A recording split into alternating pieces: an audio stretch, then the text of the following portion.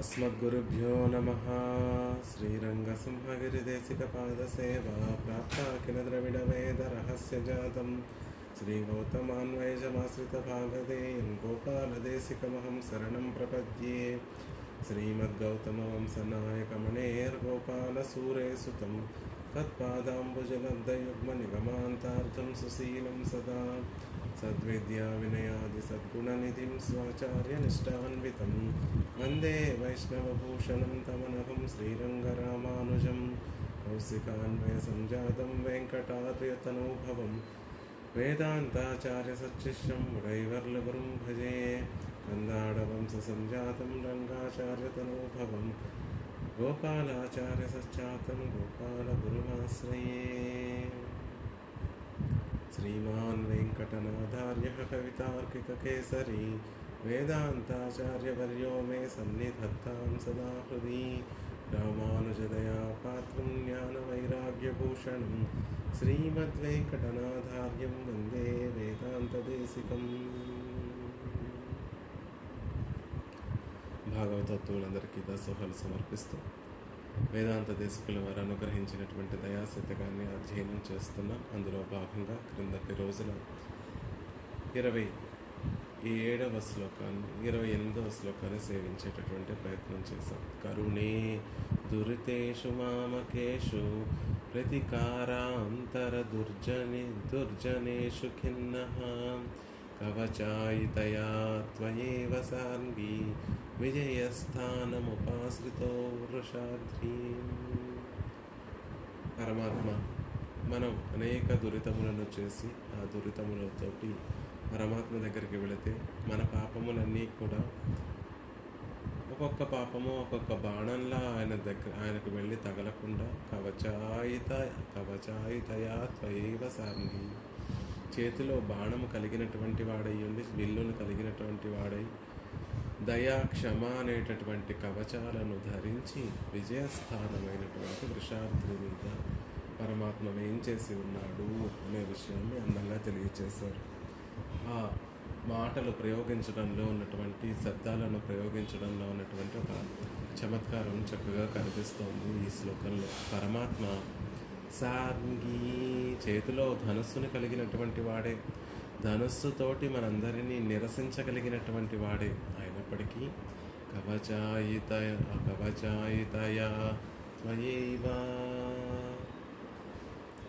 శిక్షించగలిగినటువంటి సమర్థత కలిగినటువంటి వాడు అని సాంగీ అనే మాట ద్వారా చెప్తూ, అయినప్పటికీ కూడా భయాన్ని కలిగించి లేకపోతే నిరసన కలిగించి వీరిని దిద్దుబాటు చేయడం కన్నా కూడా దయతోటి వీరిని దిద్దుబాటు చేద్దాము, దయతోటి వీరి మనసు మారుద్దాము.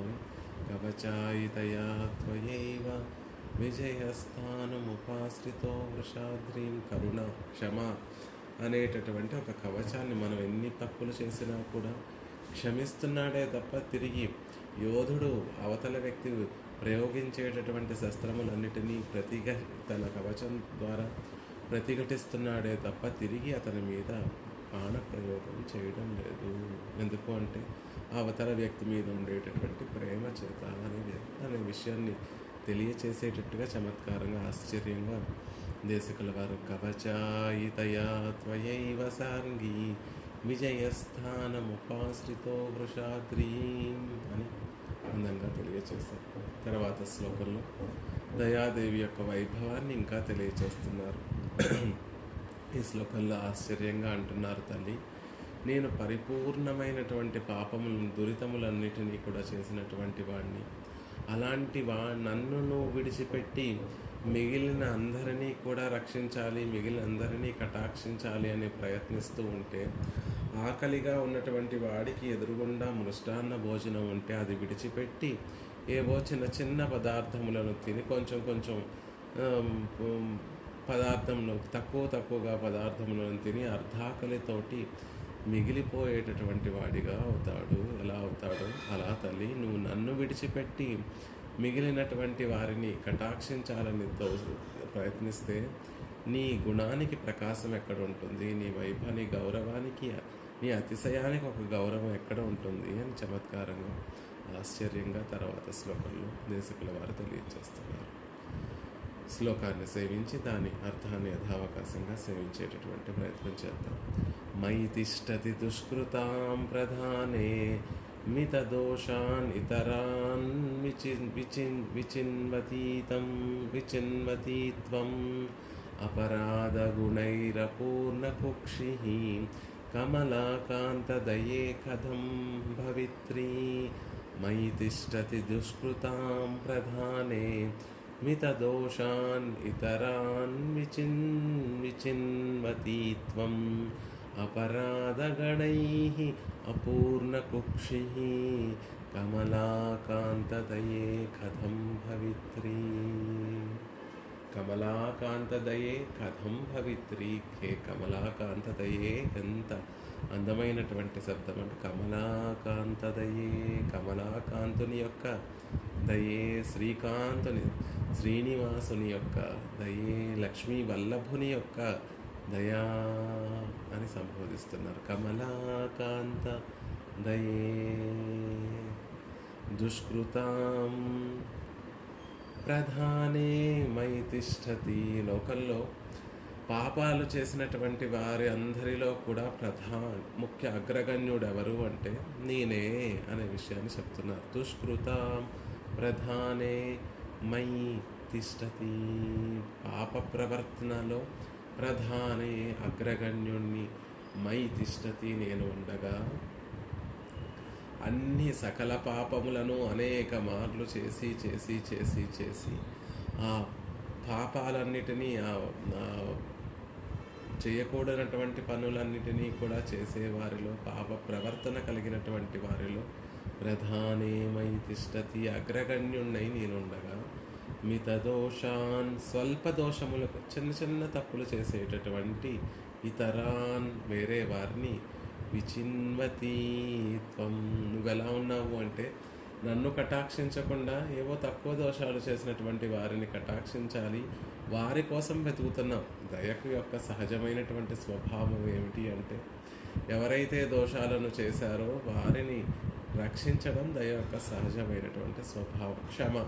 క్షమించేటటువంటి గుణం దయకు ఉండేటటువంటి, దయకి క్షమకి ఉండేటటువంటి సహజమైనటువంటి స్వభావం. అలా దయాదేవి కూడా నన్ను విడిచిపెట్టేసి మిగిలిన అందరినీ కూడా కటాక్షించాలని సిద్ధపడుతున్నావు తల్లి.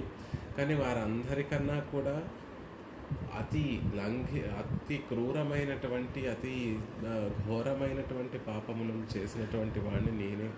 అపరాధాలన్నిటిలో కూడా అపరాధాలు చేసినటువంటి వారిలో, దుష్కృతములన్నిటినీ కూడా చేసినటువంటి వారిలో ప్రధానుణ్ణి నేను.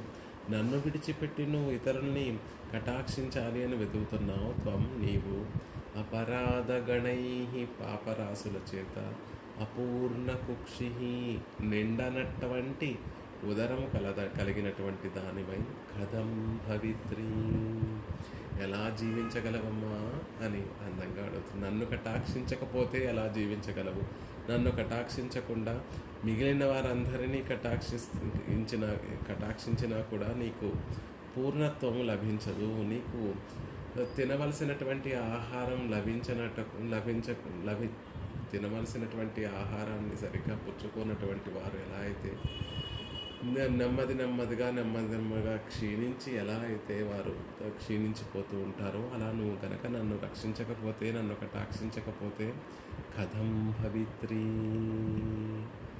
ఎలా నువ్వు గొప్పదానివి కాగలవు, ఎలా నువ్వు జీవింపగలవు అని కుక్షి అపూర్ణ కుక్షి అన్నారు. కాబట్టి ఎలా కథం భవిత్రీ ఎలా జీవించి ఉండగలవు అని చెప్తున్నారు. అలా కాకుండా నన్ను కటాక్షించకపోతే ఎలా నీకు గౌరవం కలుగుతుంది, నీ వైభవానికి తగినటువంటి గౌరవం ఎలా కలుగుతుందమ్మా అని అందంగా తెలియజేస్తున్నారు ఈ శ్లోకంలో. హే శ్రీనివాసుని యొక్క దయ తల్లి, పాపాలలో కల్లా అగ్రగణ్యుణ్ణి నేను.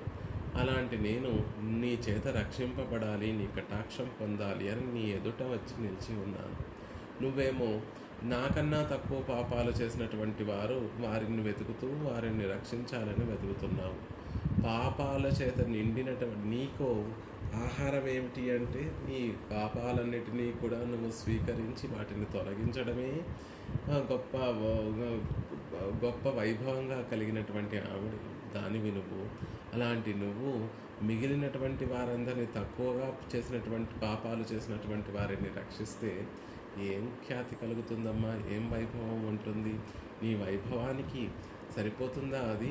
అలా గౌరవంగా లేకుండా నువ్వు ఎలా ఉండగలవు? ఆ గౌరవాన్ని నన్ను రక్షించి ఇదిగో లోకంలో ఉన్నటువంటి అతి ఘోరమైనటువంటి పాపములను చేసినటువంటి వారిని కూడా రక్షించగలను అని కనుక నువ్వు చెప్తే అప్పుడు లోకంలో నీకు ఒక ఖ్యాతి గౌరవం కలుగుతుంది. అవి లేకుండా ఎలా బ్రతకగలవు? కథం భవిత్రి, ఎలా ఉండగలవు అని చమత్కారంగా అడుగుతున్నారు. భవరోగము అనే చికిత్స, భవరోగానికి పెరుమాళ్ళు చేసేటటువంటి చికిత్స చాలా విచిత్రంగా ఉంటుంది.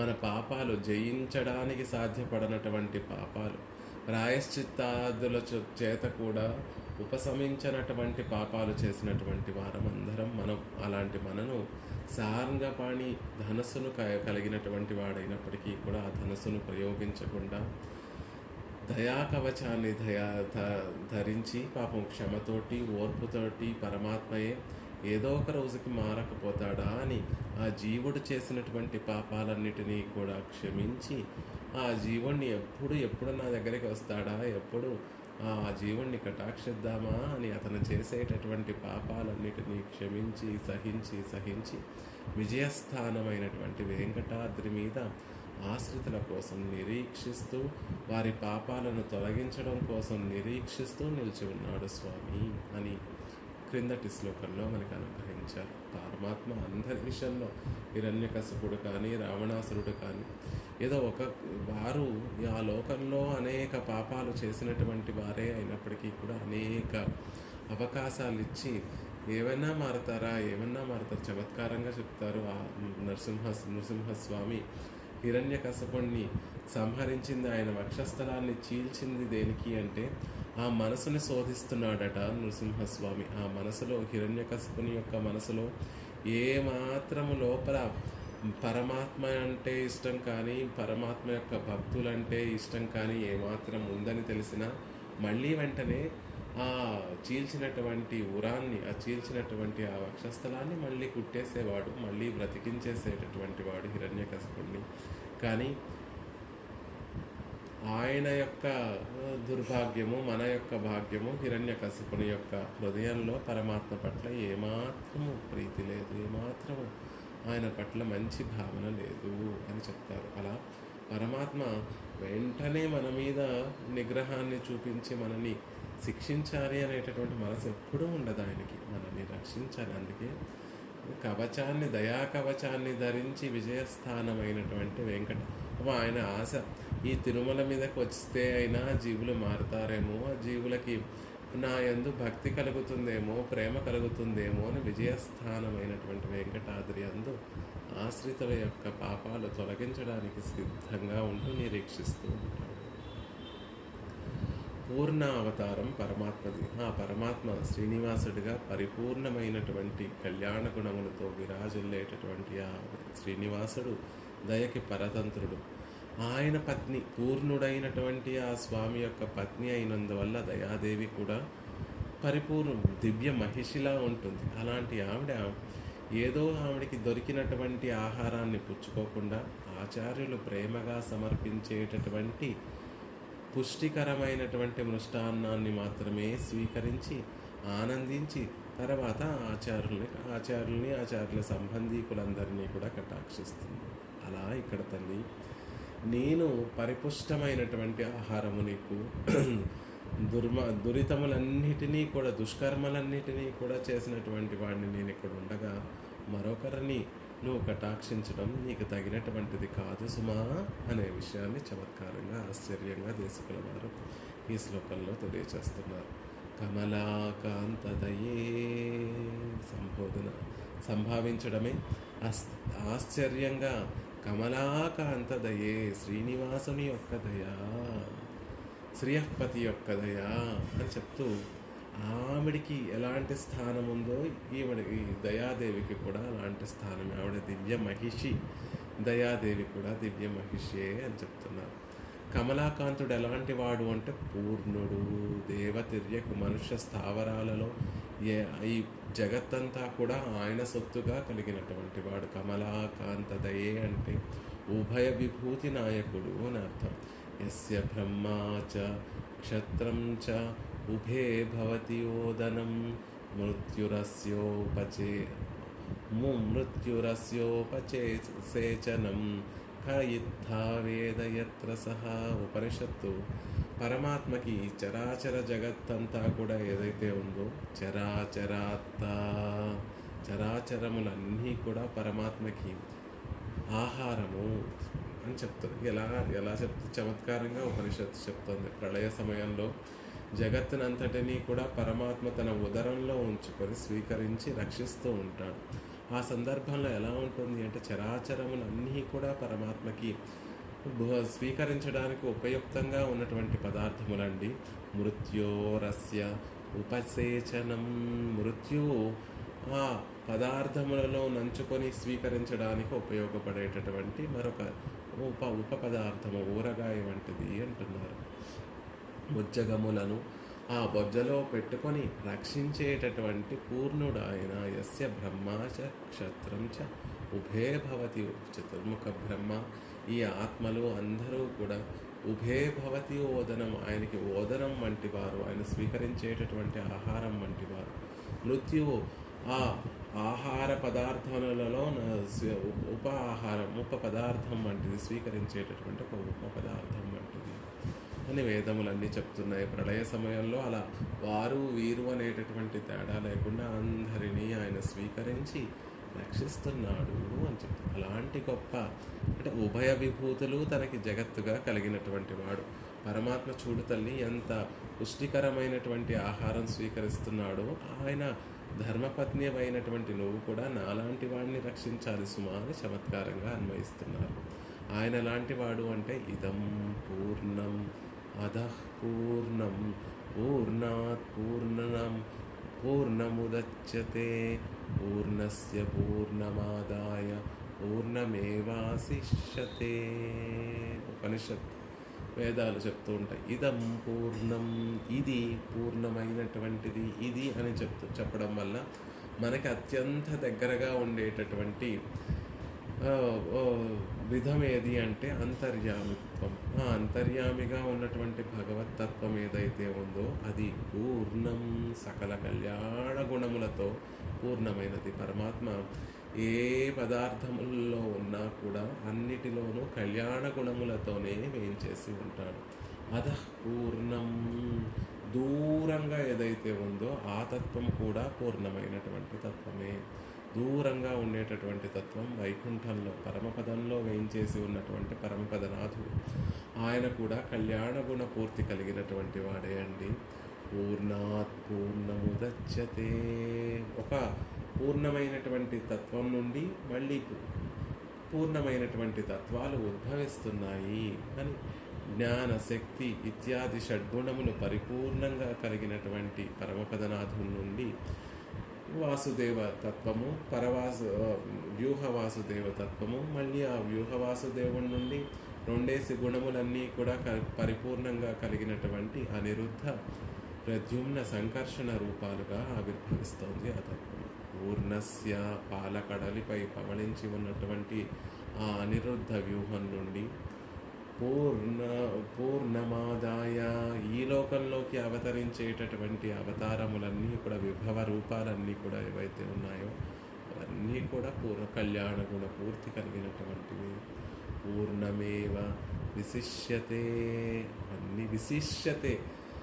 ఇంకా గొప్పగా చెప్పుకోవాలంటే వీటన్నిటికన్నా కూడా గొప్పదైనటువంటి తత్వం ఏది అంటే సౌలభ్య సౌశీల్యాది గుణాలను మరింత పూర్ణంగా ప్రకటించేటటువంటి అర్చావతారమే పంచావతారాలలో చివరిగా తత్వాలలో 5 తత్వాలుగా పెరుమాళ్ళు వేయించేసి ఉండేటటువంటి దాంట్లో చివరిగా సీమాభూమిగా నిలిచినటువంటి ఈ అర్చాతత్వం ఏదైతే ఉందో అది కూడా పూర్ణమైనటువంటిది అని వేదం చెప్తోంది.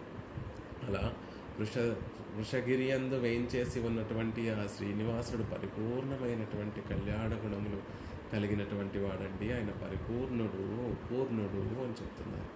కానీ ఆయన ఎలాంటి వాడు అంటే ధర్మబుద్ధితోటి భక్తులు సమర్పించేటటువంటి పదార్థములన్నిటికీ కూడా స్వీకరించి తృప్తి పడేటటువంటి గుణపూర్వం. అంటే పరమాత్మ దగ్గరికి వెళ్ళి తొండమాన్ చక్రవర్తి బంగారు పుష్పాలను సమర్పించిన, మా కుమ్మరుదాసు మట్టి పుష్పాలను సమర్పించిన, ఆ రెండింటినీ సమానంగా స్వీకరించేటటువంటి భక్తితోటి సమర్పిస్తే ఆ మట్టి పుష్పాలను కూడా శిరసావహించేటటువంటి గుణపూర్ణత కలిగినటువంటి వాడు ఆ శ్రీనివాసుడు. భక్తైర్ భక్తైరన్వపి ఉపానీతం ప్రేమ్నా భూః ఏవమే భవేత్ భూర్యప్యభోక్తా ప్రహృతం నమే తోషాయ కల్పతే. భక్తులు కానటువంటి వారు ఆ శ్రీనివాసుడి దగ్గరికి వెళ్ళి ఆ తిరువేంగడాన్ని చేరి భక్తి లేకుండా ఎంతో గొప్పమైనటువంటి ఆ వస్తువులు సమర్పిద్దామని భావన చేసినా ఆయనకి సంతోషం కలగదండి. అలాంటి వస్తువులు సమర్పించాలి అనేటటువంటి వారి యొక్క భావన సరిగ్గా లేకపోతే ఎంత విలువైనటువంటి వస్తువు అయినా ఆయనకి ఆనందాన్ని కలిగించదు. అలాంటి వస్తువులు ఏదో చివరికి పరమాత్మకి సమర్పించకుండానే అవి వ్యర్థమైపోతూ ఉంటాయి అని చెప్తున్నారు. దీనికి ఒక చక్కటి ఐతిహ్యాన్ని చెప్తూ ఉంటారు. పురుషోత్తముడు పూరిలో వేయించేసి ఉన్నటువంటి జగన్నాథుడి విషయంలో అందమైనటువంటి ఐతిహ్యాన్ని చెప్తూ ఉంటారు. ఒకరోజు సాయంత్రం రాత్రిపూట చివరికి పరమాత్మకి పవళింపు సేవ చేసేటటువంటి సమయం, ఆ సమయంలో ఒక వ్యక్తి పరమాత్మను సేవించాలి అని ఒక బ్రాహ్మణుడు వెళుతూ ఉంటే పెరుమాళ్ళ దగ్గరికి వట్టి చేతులతో వెళ్ళకూడదు కాబట్టి ఒక పూలు అమ్మేటటువంటి వ్యాపారుడి దగ్గరికి వెళ్ళి పరమాత్మకి పూలు ఉన్నాయా, పుష్పాలు అడుగుతున్నాడట. అడిగితే ఒకే ఒక మాలిక ఉందయ్యా, సంపంగి పుష్ప మాలిక ఉంది, అది కావాలంటే ఇస్తాను అని చెప్పాడట. ఆ బ్రాహ్మణుడు కూడా ఎంత అని అడిగాడట.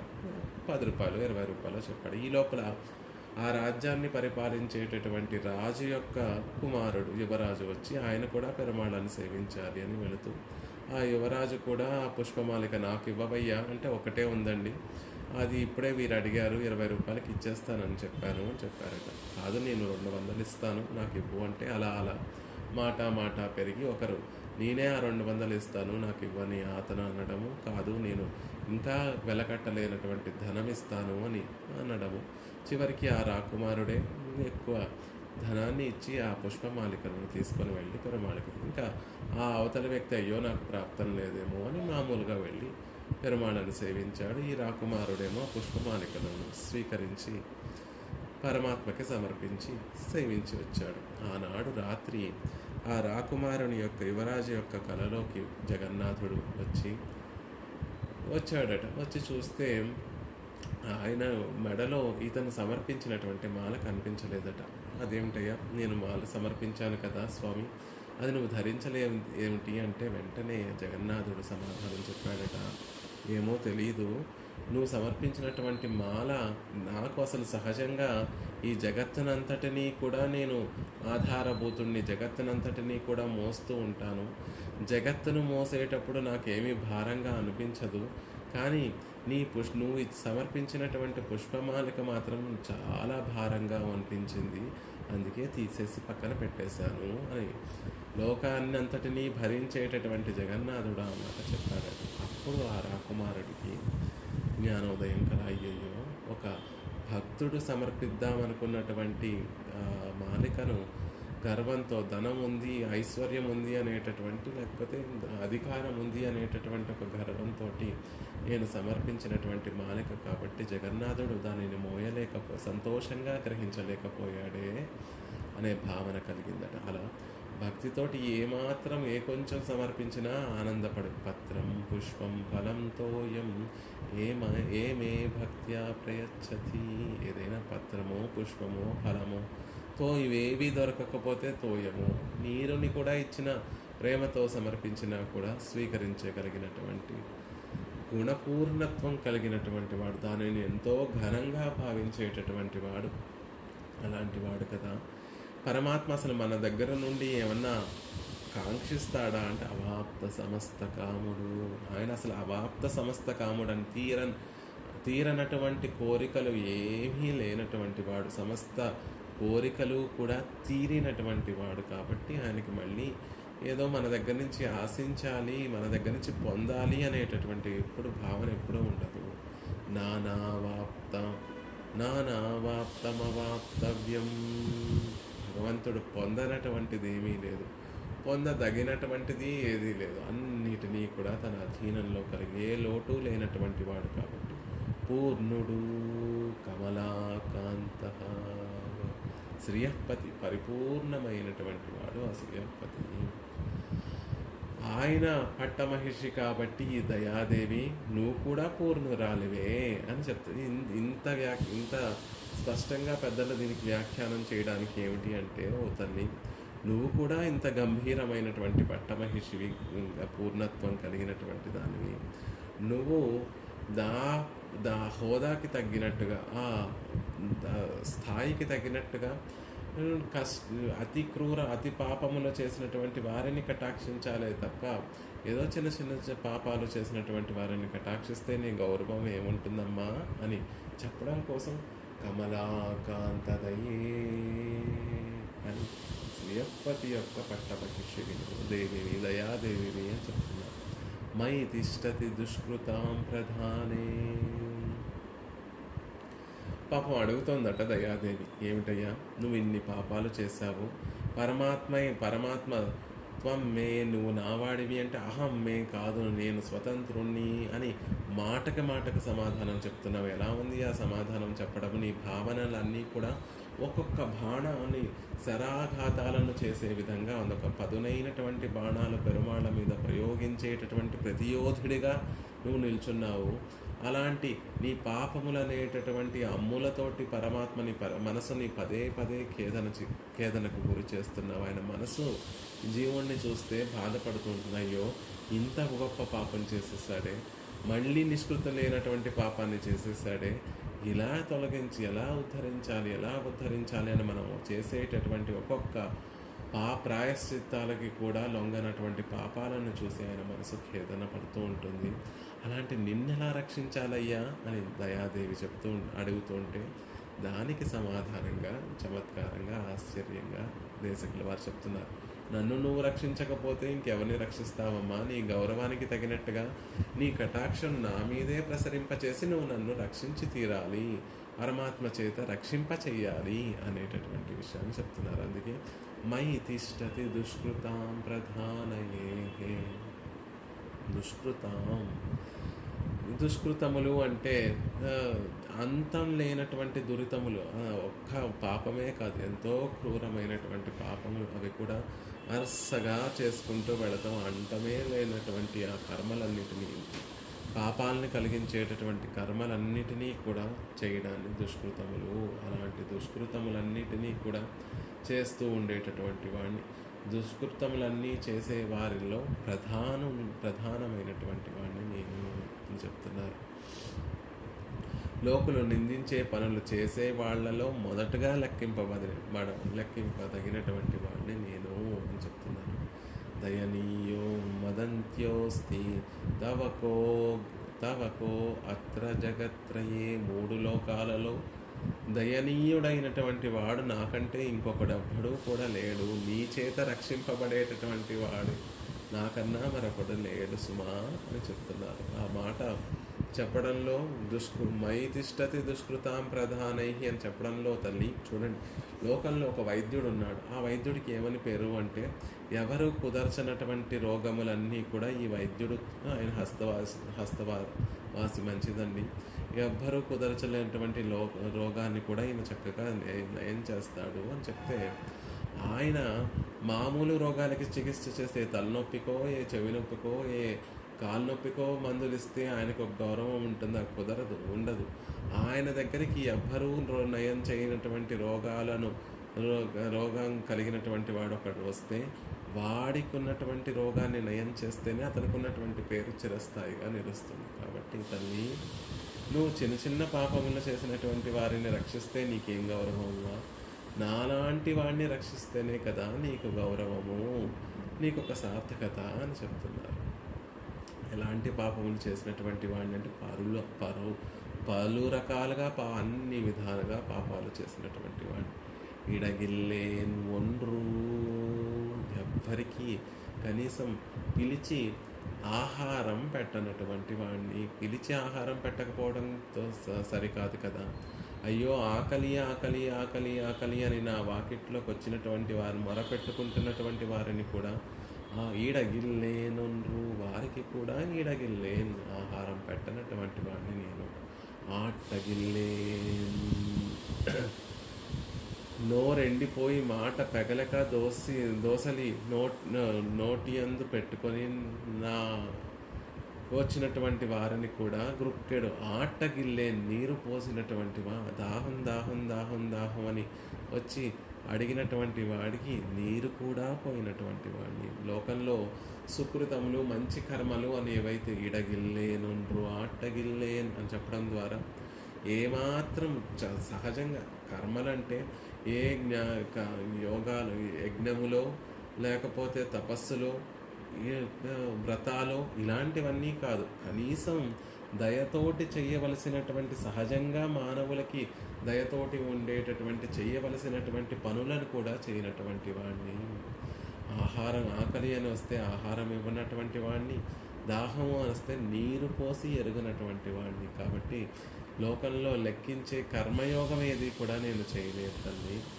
ఐంపులను బెల్లగిల్లేన్, ఇంద్రియాలను అదుపులో ఉంచుకున్నటువంటి వాడినా అంటే లేదు సుమా. ఇంద్రియాలను యథేచ్ఛగా విడిచిపెట్టినటువంటి వాడిని.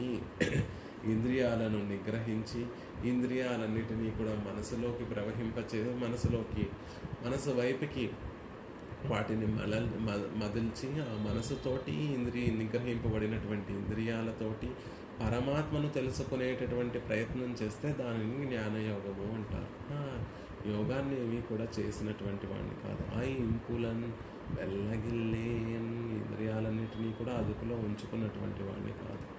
కడవనాగి కాలం దొరుం పూ పరిత్తు ఏత్తగిల్లేన్, నియమం కలిగి ఉండి తగిన వేళలో పూచేటటువంటి ఆ పూలన్నిటినీ కూడా సమర్పించినటువంటి వాడిని కాదు. కడవనాగి కాలం దొరుం పూ పరిత్తు ఎత్తగిల్లేన్, పుష్పాలను సమర్పించినటువంటి వాడిని కాదు. కాబట్టి భక్తి యోగము కూడా లేనటువంటి వాడిని, అకించనుణ్ణి, అవివేకిని, వల్వినేయేన్, ఘోరమైనటువంటి పాపాలన్నిటినీ కూడా చేసినటువంటి వాడిని. విచిత్రమైనటువంటి పాపాలన్నిటినీ, నిష్కృతి లేనటువంటి పాపాలన్నిటినీ కూడా చేసినటువంటి వాడిని. అనుత్తమం పాత్రమిదం దయాయా, కాబట్టి నీ దయను పొందడానికి ఉత్తమమైనటువంటి పాత్రత కలిగినటువంటి ఆళ్వందారుని యొక్క శ్రీ సూక్తి. ఎవరిని రక్షించాలి, ఎవరి మీద పరమాత్మ దయ ప్రసరించాలి అంటే మొదట నా మీదే ప్రసరించాలి సుమా. ఎందుకంటే లోకంలో పాపాలు చేసినటువంటి వారందరిలో కూడా ముందుండేటటువంటి వాడిని నేను. పెరుమాళ్ళు లోకంలో పాపాలు చేసినటువంటి వారి మీద నేను దయ చూపిస్తాను అని సిద్ధపడితే ఆ వరుస క్రమంలో ముందుండేటటువంటి వాడిని. ఎందుకంటే అన్ని దురితములు చేసినటువంటి వాడిని, అన్ని దుష్కర్మలు చేసినటువంటి వాడిని అని చెప్తున్నారు. కాబట్టి ప్రధానే మయి తిష్టతి దుష్కృతాం ప్రధానే, మయి తిష్టతి దుష్కృతాం ప్రధానే, నేను ప్రధానమైన పాపాలు చేసినటువంటి వారందరిలో కూడా ముఖ్యుణ్ణి. మితదోష నితరాన్ విచిన్వతి త్వం, కానీ నువ్వేం చేస్తున్నావు? నువ్వేమో ఎవరైనా తక్కువ దోషాలు చేసి ఉన్నారా వారిని రక్షించుదాము అని వెతుకుతున్నావు. తక్కువ దోషాలు, నాకన్నా తక్కువ దోషాలు చేసినటువంటి వారిని రక్షించేటటువంటి ప్రయత్నం చేస్తున్నావు.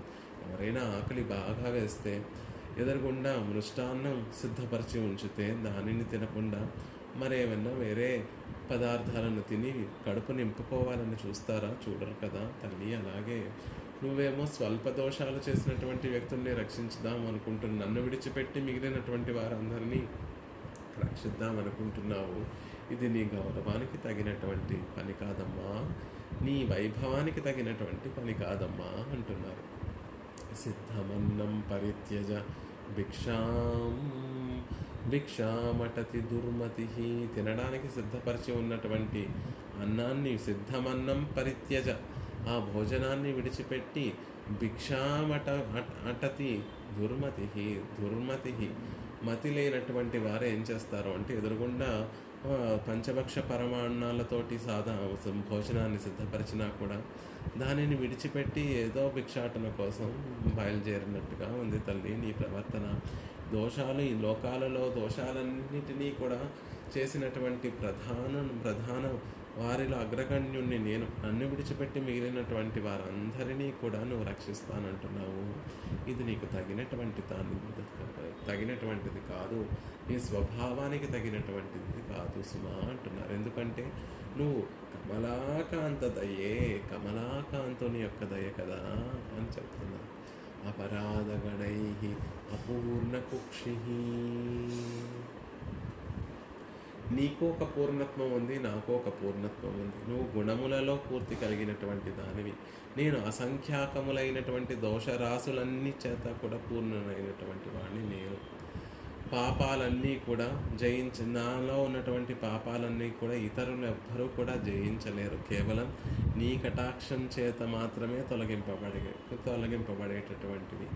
కాబట్టి ఓ తల్లి, నీ గౌరవానికి తగినట్టుగా నన్ను కటాక్షించి నువ్వు తృప్తి నన్ను కటాక్షించడం ద్వారా నీకు ఒక లోకంలో నీ పేరుకి తగినట్టుగా నీకు ఒక ఖ్యాతి, గౌరవం లభిస్తుందమ్మా అని చెప్తున్నా.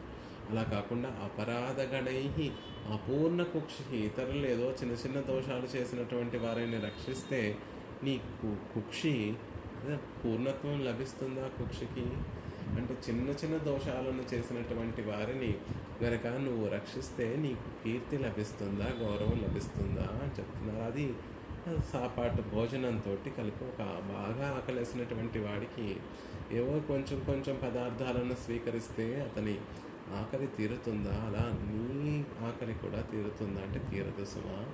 అపూర్వ కుక్షి కథం భవిత్రీ.